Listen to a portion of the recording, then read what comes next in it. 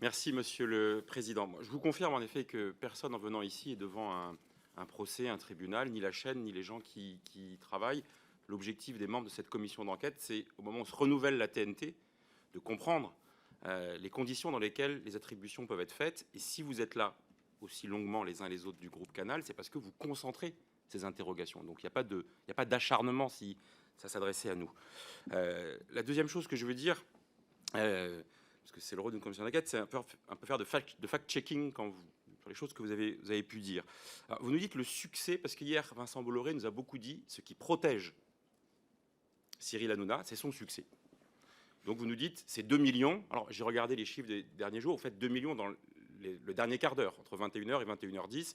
C'est en dessous, mais je comprends que c'est un élément de communication. Deuxième chose sur laquelle vous dites, ça ne va pas, c'est les sanctions. 3,5 millions, c'est scandaleux. Ça n'est jamais arrivé ni sur des chaînes de télé, ni sur aucun autre acteur.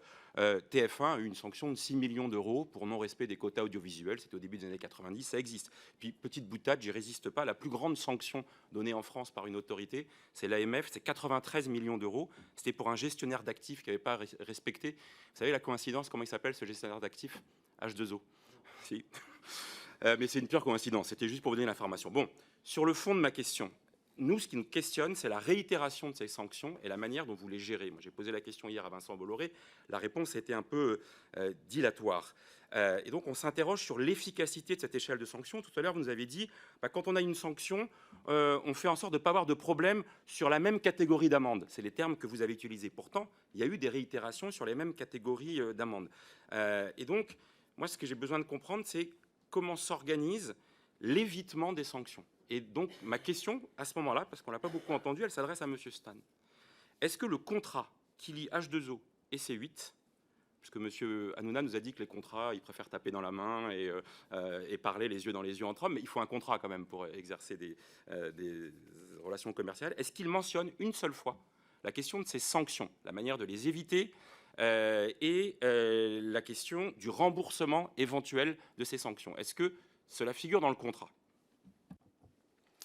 Alors, concernant ce contrat, effectivement, mon rôle, ce n'est pas de taper dans la main, mais de lire aussi les contrats. Nous devons effectivement répondre aux obligations légales du diffuseur.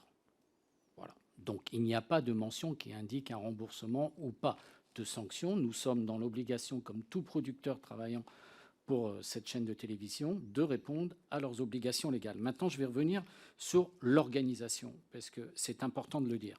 On ne travaille pas, nous, H2O, de notre côté. On travaille tout au long de la journée avec une équipe, celle de la chaîne. C'est-à-dire que nous échangeons sur les sujets avec une personne de la conformité, une personne des programmes, le directeur des magazines, et ces trois personnes-là sont avec nous pendant le direct.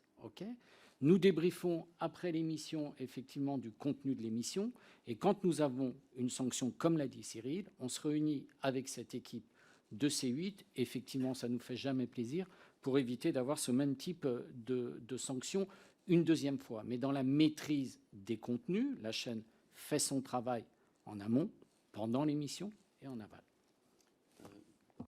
Merci, Monsieur Gage, merci. Non, je voulais vous dire, vous savez, on n'est pas des fous, on est tous des professionnels, sachez-le, chez H2O.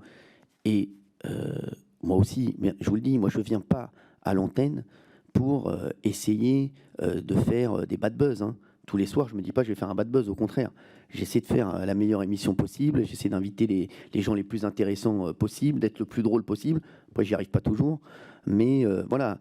Et parfois, je vous dis, voilà, vous savez, j'ai fait 5000 heures d'antenne. Vous savez, je suis l'animateur en France qui a fait le plus longtemps une émission en direct aussi longue. Vous savez, voilà, avant c'était Michel Denisot sur Canal+, et je crois qu'il avait fait 8 ans. J'en suis à ma 12e année de quotidienne. Donc forcément, on travaille tous les jours, on essaie de s'améliorer.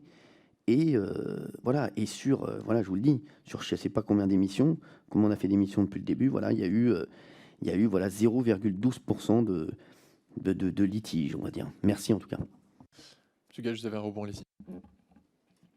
Oui, alors, tout à l'heure, vous avez utilisé le terme d'acharnement, Monsieur Hanouna. Hier, Monsieur Bolloré nous a dit en gros que le groupe Canal était très regardé. Il a utilisé l'expression « qui veut noyer son chien prétend qu'il a la rage ». Alors, tout ça est allusif, subliminal. Est-ce qu'à un moment donné, vous pouvez nommer ceux dont vous considérez qu'ils veulent, et pour quelles raisons, la peau d'Hanouna, de C8, du groupe Canal? Est-ce que vous considérez que c'est du ressort de la puissance publique ou c'est de vos concurrents? Alors, merci pour la question qui est extrêmement intéressante parce que je suis sur la même lignée que Vincent Bolloré. Il y a, je le pense vraiment, il y a un acharnement sur C8. Et M. Saintoul disait tout à l'heure qu'on pouvait faire des signalements au CSA ou à l'ARCOM maintenant. Et c'est vrai qu'avant, les gens, ils ne savaient pas comment faire. Aujourd'hui, sur les réseaux sociaux, dès qu'il y a un petit litige dans n'importe quelle émission, on a le lien avec l'ARCOM et on peut aller faire un signalement. Sachez que, comme je vous l'ai dit, vous l'avez dit tout à l'heure, on fait 2 millions en fin d'émission, mais on fait tout le long de l'émission 1 million en première partie, 1,3 million en deuxième partie, 2 millions en troisième partie. Et c'est vrai que depuis qu'on a fait ce découpage, TMC a suivi, puisqu'ils ont fait exactement le même découpage, et ils communiquent comme nous sur les chiffres.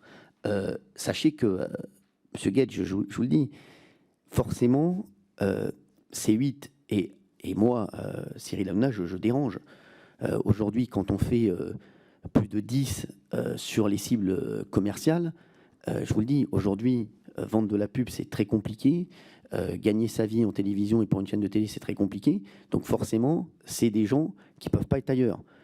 Donc je pense qu'il y a un acharnement des autres groupes, et notamment des groupes qui se disent nous, ces téléspectateurs, ils pourraient être chez nous au lieu d'être chez eux.